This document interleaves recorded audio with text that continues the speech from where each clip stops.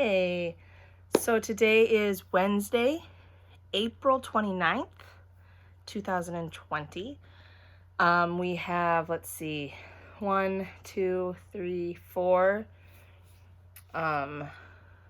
reading literacy jobs this morning.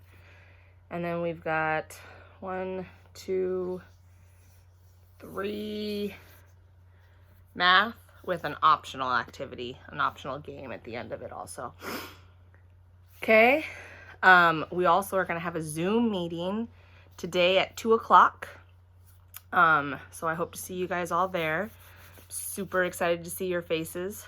But yeah, we'll do a Zoom meeting today at 2.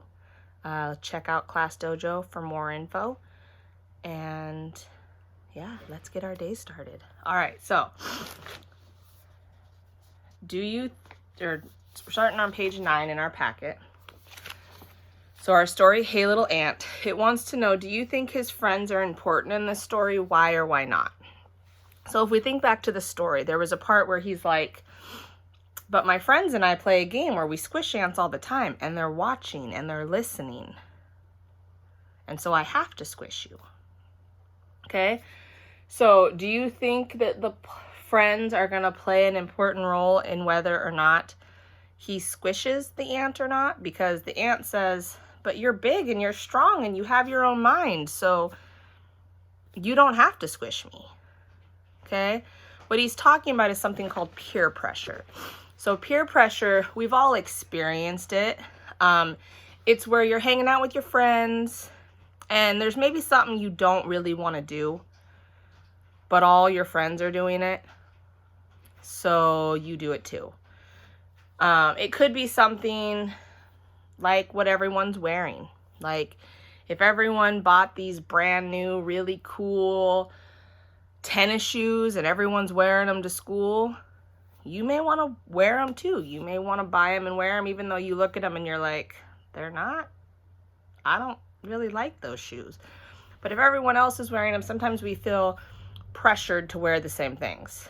Okay, and the ant's telling them, but you're your own person. You don't have to do that, right? And that's true. You don't have to do what everyone else is doing.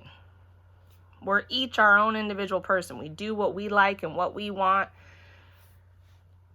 And that's a good thing. It's a good thing to be an individual, to be your own person. Okay? But they want to know in the story if we think that the friends are important. Do they play an important role? And there's no wrong answer here. Maybe your thought is, yes, he's gonna squish the ant because all of his friends do it and he wants them to like him. So he's gonna squish the ant. He wants to squish the ant because of that. Or maybe your answer is no, because he can do what he wants and his friends aren't really that important in this story. Okay, so you need to make your choice. Whether you think the friends are important in the story and they're going to change the ending, or they're not important. He's going to do what he wants to do because that's what the kid wants to do. So whether he squishes the ant or not has nothing to do with the friends. Okay, so make your choice, write about it, and then you can draw me a picture if you want to, but you don't have to. Okay? Moving on to page 10, we have a new vocabulary word. Our vocabulary word is rude. Okay? Anytime I hear this word, I think of Michelle Tanner from Full House. It was a show when I was growing up. She used to be like, rude. Anyways, maybe that was Stephanie Tanner that used to say rude. Might have been Stephanie. I'll have to go back and watch. Okay. That was a complete sidetrack. I apologize. So, rude. To not care about people's rights or feelings. To not care about people's rights or feelings. So if you are rude, you don't care how people are going to feel about it, and you don't care if they are right or wrong. You're just going to do what you want to do. And a lot of times that's rude.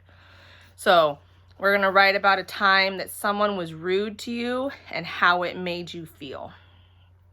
So, trying to think of a good example. So maybe, oh, I know one that happens all the time. Okay, so a time, like you're standing in line for the swinging monkey bars and someone cuts in front of you in line. Okay, they are not caring about your feelings and if that's going to hurt you, and they are not caring about the fact that it's your right to stand in line. That's the rules. You're supposed to go to the back of the line. So that's being rude. Okay, it happens often. Cutting kids in line all over the place. And so you're going to tell me about that. It doesn't have to be that specific particular instance, but that's an example of someone being rude. Okay, and how it made you feel. So someone cut in front of me in line and it made me feel really bad. It hurt my feelings. It made me sad. Something along those lines. Okay, that'll be page 10 and 11. I gave you enough room to write. So, one time I was standing in line out at recess to do the monkey bars, period. Someone cut in front of me in line, period. It made me feel really sad and it hurt my feelings, period. Or it made me really mad. I don't know. However it made you feel. Okay? Then we're going to look at page 12. What's that word? Okay, each of these words have the R sound in the middle of them. Okay, so you are going to look at the picture and determine what the word is and then fill in the missing sounds. So the first one is a barn. So it has the R, but arn. B goes that way. Barn. B-A-R-N, barn. Okay. Then we've got card, dart, yarn, bark, park, harp. That's what that instrument is with the strings. This is called a harp, a cart, and then a, oh, I bet this is a barn and that top one is a farm. I messed up. I should have looked a little closer. So this top picture is a farm, not a barn.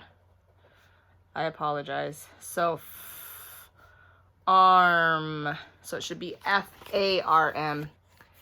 F-A-R-M. I'll write it down beneath. F-A-R-M. Farm. See? Remember what we always talk about in class.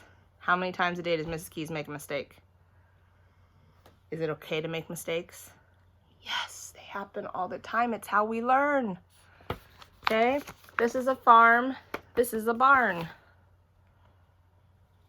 Okay? We make mistakes, we fix them, and we just keep on rolling. All right? All right. So, that is it for page 12.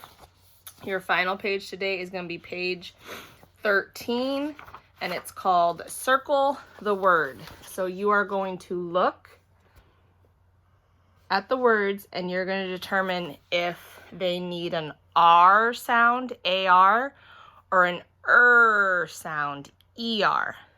A-R says R, E-R says okay?